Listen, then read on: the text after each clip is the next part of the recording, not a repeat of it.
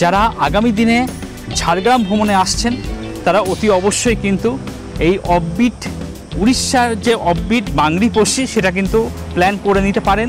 ঝাড়গ্রাম থেকে মোটামুটি 1-1.5 ঘন্টার মধ্যে আপনারা কিন্তু এখানে চলে আসতে পারবেন।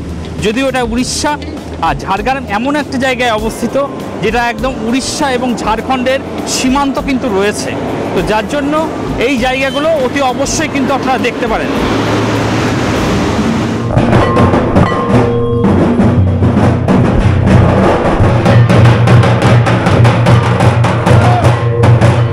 আজকে আমরা আমাদের যে অতিথি এসছেন তাদেরকে নিয়ে আমরা একটু ভ্রমণে যাচ্ছি। আর এত ভালো কোনো প্রবলেম হয়নি তো সকালে? না গো, জলটা ভালো, শুধু ভাতটা আমি কম খাই, আমার সুগার আছে। ঠিক এটাও পাবে, সামনেটাও পাবে, এটাও পাবে, এটাও পাবে। আমাদের গেস্ট সুবর্ণরেখা নদীর উপরে গাড়ি দাঁড়িয়েছে, গেস্ট এখন নামছে, সুবর্ণরেখার যে সৌন্দর্য সেটা অনুভব করছে। সুপ্রভাত, সমস্ত ভ্রমণপ্রিয় মানুষকে শুভেচ্ছা, অভিনন্দন। আজকে আমরা শুরুর আগেই আপনাদেরকে অবহিত করেছিলাম যে আমরা ভ্রমণে যাচ্ছি, আমাদের বিশেষ অতিথি এসছেন, তার সাথে একটু আলাপ করিয়ে দিই। ইনি হচ্ছেন আমাদের সাহাবাবু আর ওনারই বন্ধু কলিগ, আর ম্যাডামরা আছেন। স্যার একটু আসুন, একটু আলাপ করিয়ে দিই। এনারা আমাদের বিশেষ অতিথি। এনারা আজকে শেফালি হোমস্টেতে উপস্থিত হয়েছেন গতকালকে স্থানীয় ভ্রমণটা এনারা সম্পূর্ণ করেছেন। আজকে এনাদেরকে নিয়ে আমরা একটু উদ্যোগ গ্রহণ করেছি, এনাদেরকে নিয়ে ভ্রমণে বেরিয়েছি। যেটা হচ্ছে আপনাদের আগেই আমরা বলেছিলাম যে ঝাড়গ্রামের দক্ষিণ দিকটা হচ্ছে নয়াগ্রাম অন্তর্ভুক্ত রামেশ্বরের মন্দির, পরবর্তীকালে হচ্ছে বাল্মীকি মুনির আশ্রম তপবন, তারপরে হচ্ছে উড়িষ্যা সীমান্তে ঝিল্লি পাখিরালয় এবং হাতিবাড়ি সুবর্ণরেখার ধারে। আজকে আমরা ঝাড়গ্রাম থেকে আপনাদেরকে একটু বাড়তি কিছু দিতে চাই। সেটা হচ্ছে যে আমরা আজকে উড়িষ্যায় অবস্থিত বাংরিপোষি, আমরা এই বাংরিপোষিতে আমরা যাওয়ার জন্যে আমরা অগ্রসর হয়েছি। ঝাড়গ্রাম থেকে আমরা সকাল 6:20 আমরা আমাদের যাত্রা শুরু করেছি। শুরু করার পর এখন আমরা একটু হল্ট দিয়েছি সুবর্ণরেখার এই নদীর ধারে। আপনারা দেখুন সুবর্ণরেখা কত সুন্দর তার রূপ। আপনারা আসবেন, আপনারাও এইরকম উপভোগ করতে পারবেন, এটুকু আপনাদেরকে ভরসা দিতে পারি। নমস্কার। আপাতত এর পরবর্তী পর্যায়ে আপনাদেরকে আবার আমরা অবহিত করব। বন্ধুরা, আমরা এখন বাংরিপোষি যে মন্দির রয়েছে সেখানে চলে এসেছি, আর সামনেই রয়েছে মন্দির। আমাদের যারা গেস্ট আছেন ওনারা গাড়ি থেকে নামছেন, আর এই মুহূর্তে প্রাকৃতিক ভিউ কিন্তু সত্যি অসাধারণ। এটা টোটালি কিন্তু মন্দিরটা পাহাড়ের উপরে, গাড়ি উঠে যাচ্ছে। নমস্কার, আমি শেফালি হোমস্টের পক্ষ থেকে এখানে এসেছি। ওনাদের আতিথেয়তায় আমি মুক্ত। আমার সামান্য একটু ঘোরার একটা ছোটোখাটো জায়গা ঘোরার ইচ্ছা ছিল এবং বরাবরই আছে।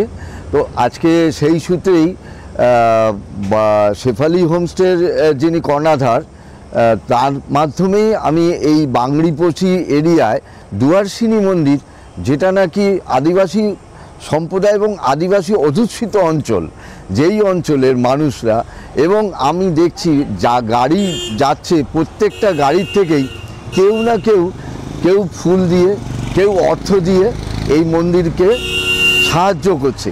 তো আমি বলবো আপনারা সবাই আসুন এবং শেফালি হোমস্টের আতিথেয়তা গ্রহণ করুন। এখানে আমার বক্তব্য শেষ করলাম। নমস্কার। আমরা আজকে সকালে শুরু করেছিলাম আমাদের ভ্রমণটা। আমাদের যারা সঙ্গে আছেন, যে অতিথিবৃন্দ যারা এসছেন, শেফালি হোমস্টেতে উপস্থিত হয়েছেন গতকালকে।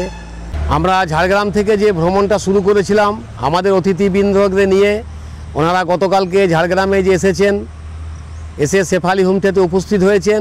আমরা আজকে ভ্রমণে বেরিয়েছি। সর্বপ্রথম আমরা এসেছি বাংরিপোষি।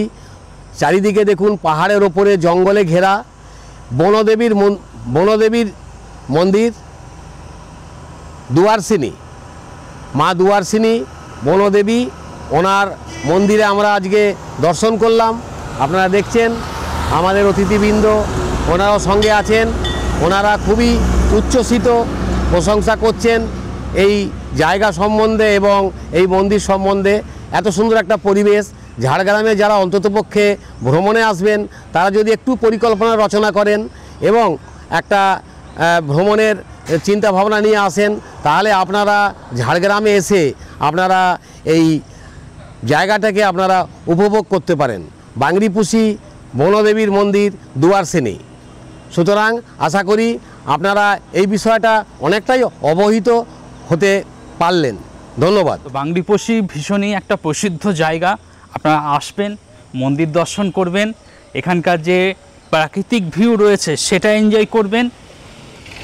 চেয়ার অলরেডি করাই রয়েছে, বসবেন, যদি মানত করার হয় মানত করবেন, এখানে অনেকেই মানত করে গেছেন।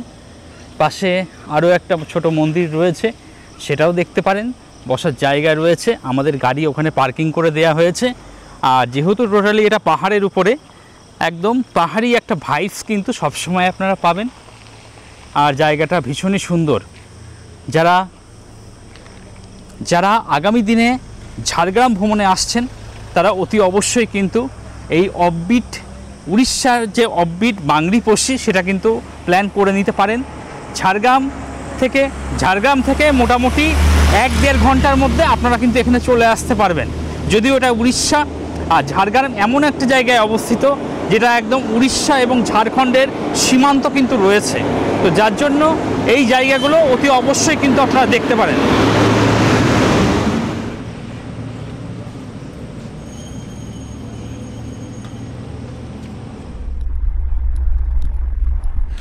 পরবর্তী আমাদের গাড়ি ব্রেকফাস্টের জন্য দাঁড়ালো। অনেকটা সকালে বেরোনো হয়েছে বলে ব্রেকফাস্ট কিছু রেডি করে আনা হয়নি, এখানেই কিন্তু ব্রেকফাস্ট করা হবে আর কি। গাড়ি থেকে যারা গেস্ট আছেন সবাই সিনিয়র সিটিজেন, এক এক করে ওনারা নামছেন গাড়ির থেকে। আর বর্তমানে এটা কিন্তু উড়িষ্যাতেই রয়েছে, আমরা বাংলা বর্ডার ছেড়ে উড়িষ্যাতেই রয়েছি এখন। উড়িষ্যাতেই এখন আজকে আমাদের ব্রেকফাস্ট হবে, তারপর কিন্তু আরও অনেক কিছু গন্তব্য রয়েছে আমাদের, দেখতে থাকুন। মানে মোড়ক আর কি, মোড়কটা